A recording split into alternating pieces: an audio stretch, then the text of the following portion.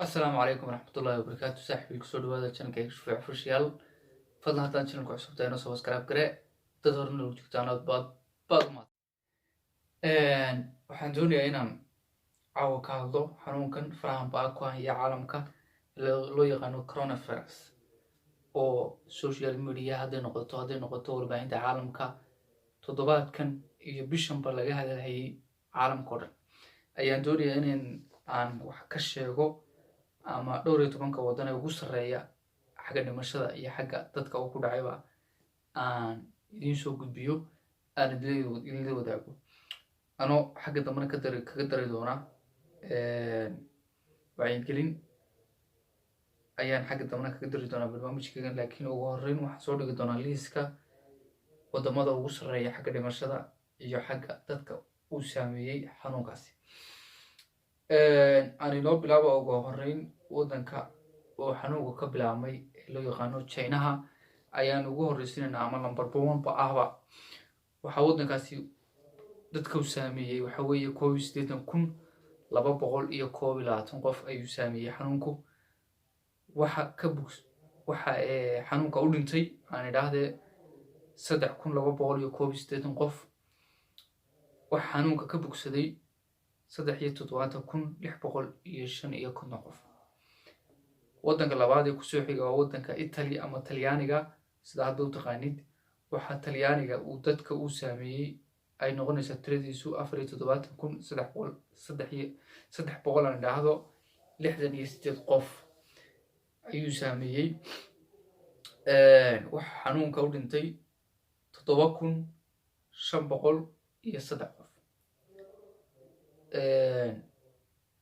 waxaana ka kacay 9,362 ayaa ka bogsaday waddanka saddexaad wuxuu noqonayaa waddanka Mareykanka waxaana waddanka Mareykanka oo ah waddan ballaaran oo xanuunku ku dhacay 65,198 qof waxa xanuunka u dhintay 921 qof waxaana ka kacay 360 qof waddanka afraad aan idhaahdo waa waddanka Spain waxa uu xanuunku saameeyey 49,515 qof waxaana xanuunka u dhintay 3,649 qof waxaana ka kacay aan idhaahdo waxa ka kacay 1,367 waddanka Jarmalka oo ah waddanka kaalinta shanaad ku jira waxa xanuunku saameeyey 42,266 qof waxa uu dhintay 216 waxa ka bogsaday ama ka kacay 5,930 qof waddanka kusii xiga waa waddanka Iran waa kaalinta lixaad waxa uu saameeyey dad ka badan ama ah 27,070 qof waxa xanuunka u dhintay 2,077 qof waxa ka bogsaday 9,625 waddanka kaalinta toddobaad ku jira waa waddanka Faranska ama Faransiiska waddankana ku noolahay waxa uu saameeyey 25,000 oo qof iyo 600 qof waxa u dhintay 1,330 waxaana ka bogsaday 3,900 oo qof waddanka kusii xiga kaalinta sideedaad oo waddanka Switzerland wuxuu ku dhacay 1,897 qof waxa u dhintay 153 qof waxaana ka bogsaday ama ka kacay 113 qof waddanka kusii xiga waddanka Ingiriiska waxa uu saameeyey 8,077 qof waxaana u dhintay 465 qof waxaana ka kacay 135 qof waddanka Netherland ayaa kusii xiga waxa uu ku dhacay 6,412 waxa uu dhintay 356 qof waxaana badbaaday ama ka kacay 3 qof waddanka Austria waxaa uu saameeyey dad gaadhaya 5,606 waxaana u dhintay 30 qof. waxaa ka kacay 9 qof oo keliya. waddanka Belgiumka 4,937 qof 4,937 qof ayaa xanuunku saameeyey. waxaa ka kacay 178 qof. waxaa u dhintay maan leeyahay sorry 178. waxaa ka kacay 410. waxa weeye wadamadu saad u jeedaanba inta u dhimatay iyo inta ka kacday aad bay u kala badan yihiin. iminka waddanka China oo kale waxaa u dhintay 3,281 waxaana ka kacay 73,000 baa ka kacay 73,000 ayaa ka kacay 655 qof ayaa ka kacay, iyadoo marka horeba dadka ku dhacay ahaayeen 18,000. marka aad dadka xanuunka ugu dhacay iyo dadka ka soo kacay iyo dadka u dhintay dadka ka soo kacay baa badan marka la eego waddanka China. sidoo kale Talyaaniga iyo Mareykanka inta ka kacday Talyaaniga badan. Talyaaniga waxaa ka kacay 9,362. Mareykankana waxaa ka kacay 361. laakiin iyaguna xaggan bay ku kala duwan yihiin oo inta xanuunka u dhimatay ayaa badan.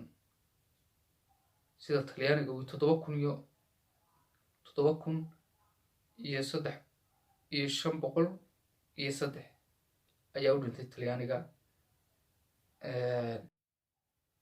Mareykankana waxaa u dhintay 8,921. marka Mareykanka badan xagga dhimashada, laakiin Talyaanigu wuxuu ku badan yahay xagga dadka uu ku dhacay xanuunku.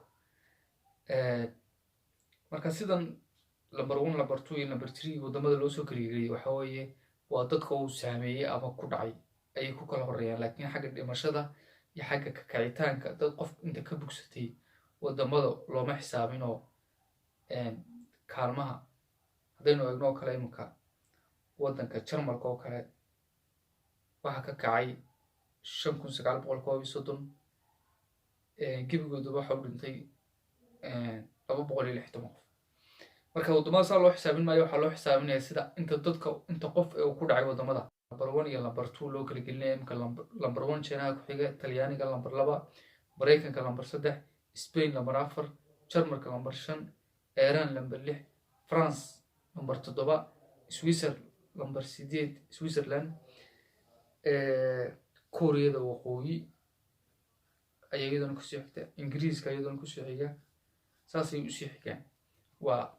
waxaana loo xisaabiyey inta qof ee uu saameeyey. marka ilaahay naga haya baan leeyahay.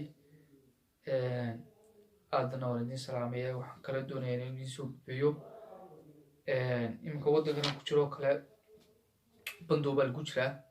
qofka hadduu baxayo ama wax soo iibsanayo ama uu shaqo u baxayo, inkastoo shaqooyinka badan la fasaxay haddana uu meel u baxayo, wuxuu buuxinayaa waraaq iyo magaciisa ku qorayaa ujeedada u socdo. haddaan waraaqdaas sidin, waa waraaqda halkaa idinka muuqata, haddaan waraaqdaas sidin ganaax baa laga qaadayaa. marka halkaasaa xaal maraya. wadamada kale inay saa yihiin baan filayaa.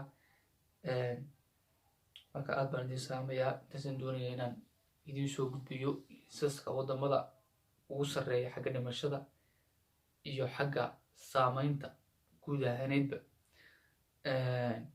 iyadoo la sheegay xanuunkan inuu iminka guud ahaan caalamka kusii fiday. Africa haddaynu eegno, badanaa wadamada Africa oo nagu saameeyey xanuunkani ha lagu kala badnaado. waxaa ugu badan waddanka Koonfur Africa ayaa Africa hogaaminaya iminka xagga saameynta guud. Djibouti oo Soomaaliya ama Somaliland u dhowna waxaa laga soo sheegayaa saameyn badan. iyadoo dhowr iyo 10 qof ama 11 qof lagu sheegay Djibouti oo keliya oo xad la wadaagta. Ethiopia oo keliya iyadana dhowr iyo 10 laga soo sheegay. marka Ilaahay naga hayo dhammaantiinba. waxaan u soo jeedinayaa ummadda Soomaaliyeed ee iminka daawanaysa inay feejignaan sameeyaan, ay guryahooda joogaan sida dowladuhu sheegeen. qofka gurigiisa isku karantiiro, isku xakameeyo, hadduu xanuun qabayo haddaanu qabinba gurigiisa iska joogo, kulanka dadweynaha yareeyo, nadaafadda gacmahana aada u ogaado. fadlan channelka dadku cusubtay inuu subscribe garee, clipkan sii share gareeya, cidaad u gudbin kartaana usii gudbiya. aad baan idin salaamayaa. Ciao.